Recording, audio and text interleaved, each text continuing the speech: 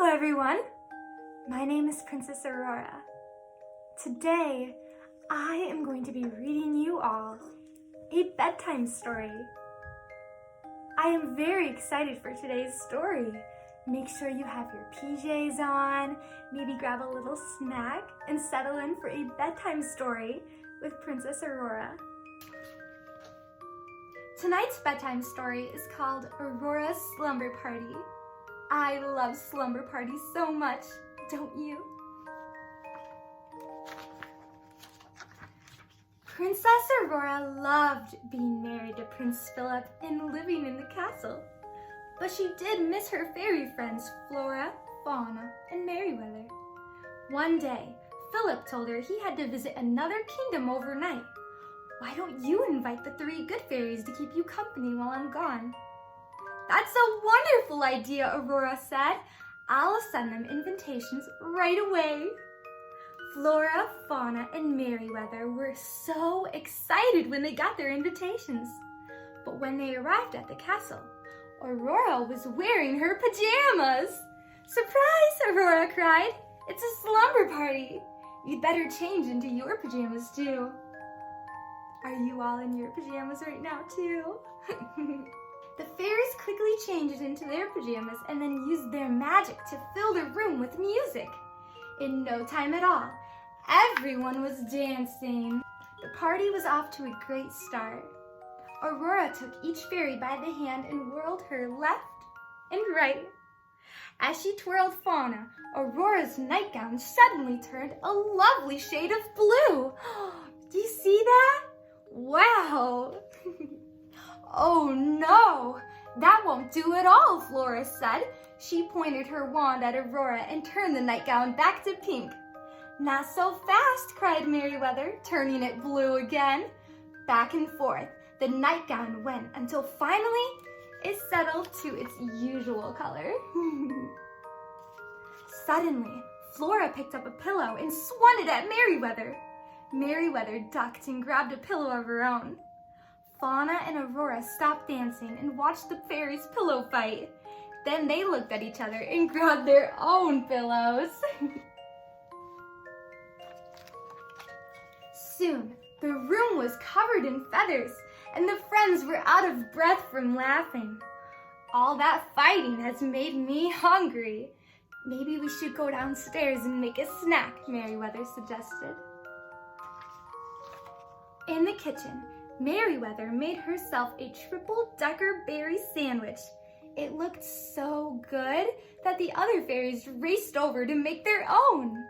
Soon, the kitchen was abuzz with activity, everyone making their own bedtime snack. Flora picked up her sandwich as she bit into it.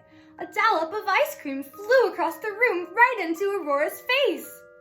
Oops, Flora said. I'm sorry, Princess. But Aurora wasn't upset at all. In fact, she was laughing. Slumber parties were all about having fun, and she was having a great time. Let's read a story, Aurora suggested when she and the fairies went back upstairs. She and her friends gathered around the bed, and Flora read to them. Soon, the fairies began to grow sleepy. Flora set the book aside, and everyone went to sleep. Everyone, that is, except for Flora. She was still too excited from the night.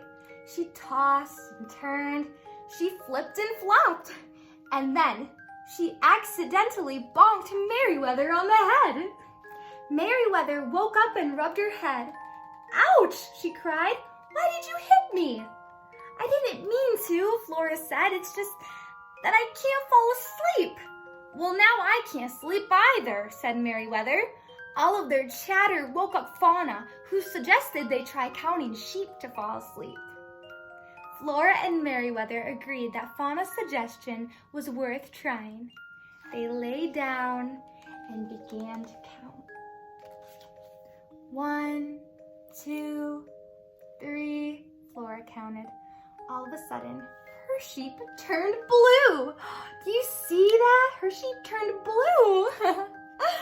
12, 13, 14, Merryweather counted her blue sheep, but just when she had almost fallen asleep, Merryweather's sheep changed from blue to pink.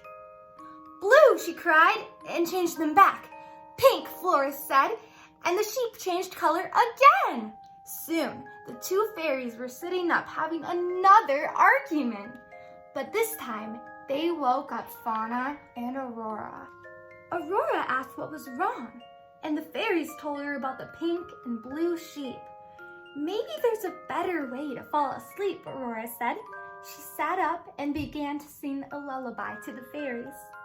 As her sweet voice carried across the room, the good fairies closed their eyes. Soon, they were all fast asleep, even Flora. "That's better," Aurora said, and then, humming the lullaby softly to herself, she pulled up the covers and went back to sleep. The end. I am so happy I got to read you my bedtime story tonight. I hope you all have a very wonderful rest of your night and have a great sleep. Good night, everyone.